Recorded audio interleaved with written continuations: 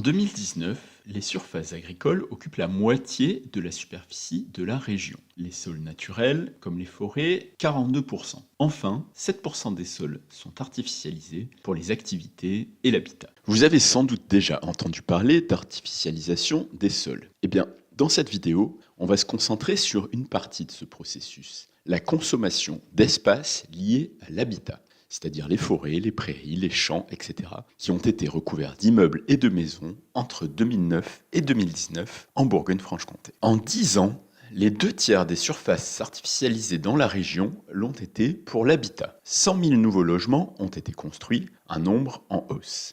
C'est l'équivalent de 13 000 terrains de football qui a été consommé ainsi. Chaque ménage supplémentaire entraîne l'artificialisation de 1444 mètres carrés pour l'habitat. Cela hisse la Bourgogne-Franche-Comté sur le podium des régions les plus consommatrices d'espaces naturels pour chaque nouveau foyer.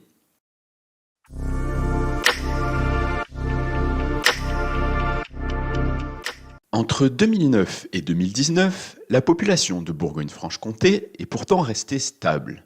Mais la taille des ménages diminue. Dans une maison ou un appartement, on vit aujourd'hui moins nombreux. Parce que la population vieillit et se retrouve à deux ou isolée dans de grandes habitations. Parce qu'il y a davantage de séparation. Parce qu'on se met en couple plus tard. Parce qu'on fait moins d'enfants, etc. Cette baisse de la taille des ménages, c'est le principal moteur des nouvelles constructions. Ensuite, la région détient le record du taux de logements vacants de la France de province. Une habitation sur 10 est inoccupée.